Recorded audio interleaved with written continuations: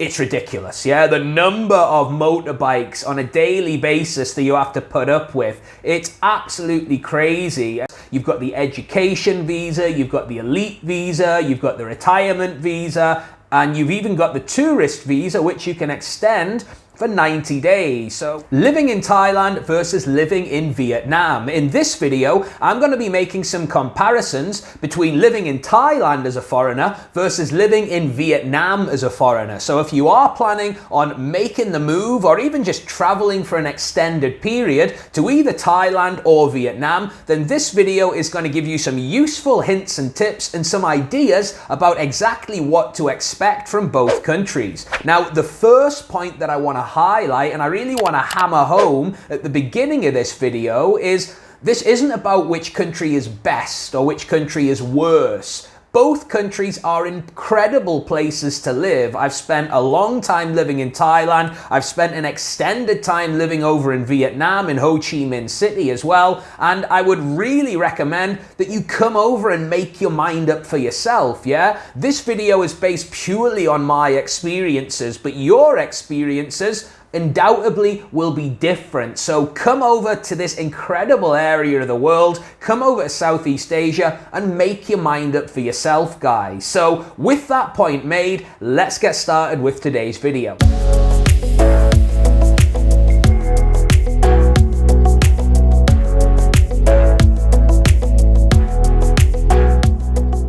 So I've made a couple of these comparison videos before. I did Phuket versus Koh Samui, Cambodia versus Vietnam, and you guys really seem to like them. So for this one, let's focus on Thailand versus Vietnam. And it seems to work. The best format seems to be splitting it up into some different sections, some different criteria. And the first one is going to be ease of long-term stay. Now, being able to get a visa to allow you to live in the country long term is obviously a pretty important factor when you're choosing a place to live long term. If you just wanted to jump the border every 30 days and travel around to different places, fair enough. But for me, I like to base myself in a country for 3, 6, maybe even a year at a time and travel from around there. So at the first point, ease of long-term stay, for Vietnam, there's not really that many options now. Currently, you can travel to Vietnam on the 30-day e-visa, and the only way to renew that is to do a visa run. Now, apart from going in on the e-visa, your options are limited. You can either marry a local to allow yourselves to stay there for a long time, you can get a job with a local company, or you can start a business. Now, those three options, let's be honest, they're not particularly attainable or attractive for most people, are they? Now, Thailand, on the other hand, has got an abundance of visa options for foreigners wanting to stay in Thailand long term. The Thai government are really trying to attract high net worth individuals and foreigners to the country. They actually just released a brand new visa aimed at high net worth individuals called the LTR, the long-term resident visa.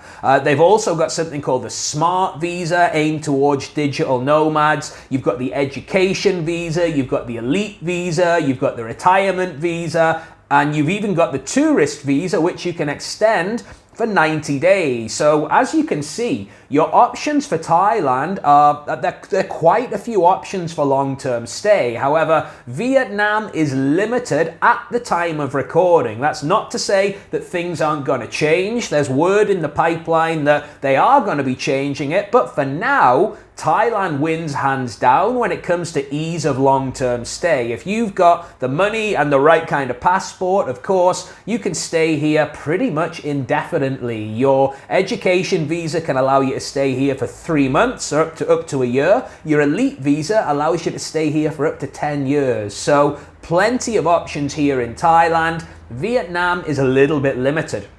The next point that I want to talk about is noise. Now, Vietnam is the noisiest country I have ever lived in. From morning until night, there are street hawkers calling out on megaphones, whatever they're selling. There's the sound of motorbikes. Vietnamese people, when they're talking on the phone, they're shouting down the phone. It's ridiculous. When they're addressing each other, you know, when they're talking, somebody can be stood literally a meter away and they'll be shouting at them. And I guess that's just the culture, you know. For me, it was a bit overpowering, and the hecticness of Ho Chi Minh City, the loudness, it was just too much for me. Now, I'm not saying that Thailand is the quietest place in the world, but there certainly seems to be a more relaxed atmosphere here. Now, I am living in Phuket, which is a very different kettle of fish to the capital city, Bangkok, but even Bangkok seems to be quieter than Ho Chi Minh City, which was, like I say, so loud. I remember at my apartment, there was this guy selling, I think it was dried squid and fish, and he would come out at 6 o'clock, he would turn his megaphone on, and he would sit there until 8 o'clock at night, and I could hear it just blaring all day long. So that started to wear me down a bit. So that's the second point, guys, noise. Vietnam is definitely a lot noisier than it is here in Thailand. Okay, the third point is transportation and traffic. Now, obviously traffic is pretty hectic in both places, yeah? The traffic in Bangkok and the traffic in Ho Chi Minh are both fairly busy. However, Ho Chi Minh City, it's ridiculous, yeah? The number of motorbikes on a daily basis that you have to put up with, it's absolutely crazy. And the style of driving over in Vietnam is very different to the style over in Thailand. It's sort of like merge into each other and just avoid whatever's in front of you. Now, the traffic over here in Thailand certainly isn't perfect, yeah? But in Bangkok, they're actually putting measures in place to alleviate that. They're putting in overpasses, they're putting in tollways, they're putting in tunnels.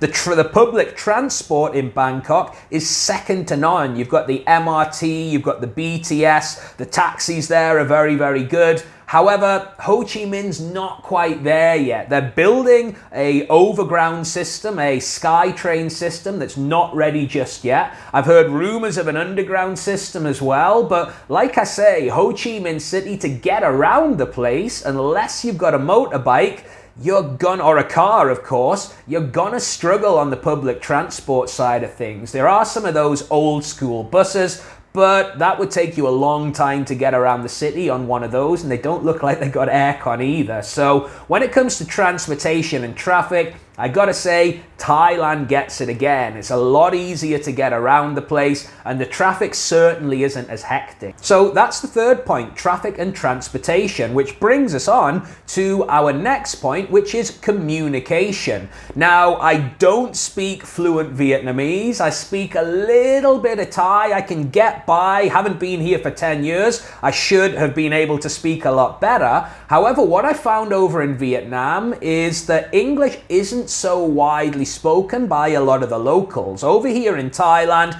most people speak at least a little bit of English, yeah? Your taxi drivers will be able to knock out a couple of phrases. Your people, even in 7-Eleven, can respond with a little bit of English. However, the level of English in Vietnam certainly seemed lower than it is here in Thailand. Now, this is possibly my fault because I should have learned Vietnamese, but I found it pretty difficult to communicate in Vietnam with the locals. And you know, as a result, I didn't really get talking to the locals. I didn't really get to know many of the locals. However, here in Thailand, like I say, I can communicate a little bit with my broken Thai. Lots of people here speak English, and communicating with people, getting to know people, building relationships with people has just been so much easier for me here in Thailand. So again, it's probably my own downfall for not being fluent in Vietnamese, but in general, communication in Thailand is much easier. And added to that,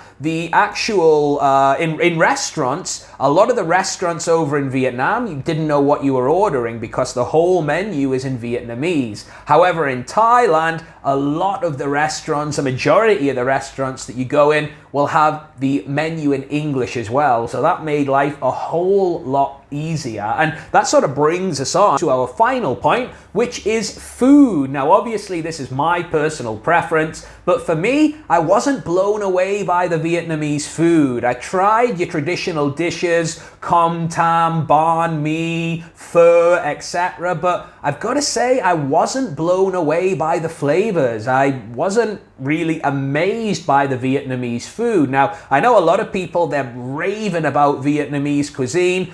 I just didn't get it. Yeah, I just didn't really enjoy the local food. However, over here in Thailand, there are a whole array of different options that you can choose from for less than $3 a meal. You could eat a different Thai dish every single day and still not get sick of it. So the food over here in Thailand, I prefer the spicy flavors. I think the food is a bit more sweet here in Thailand as well, which I do like. And I really like Thai food. Som tam, pad Thai, pad kapow, and I know how to order it as well, having been here for quite a bit longer. So for me, the food in Thailand wins hands down.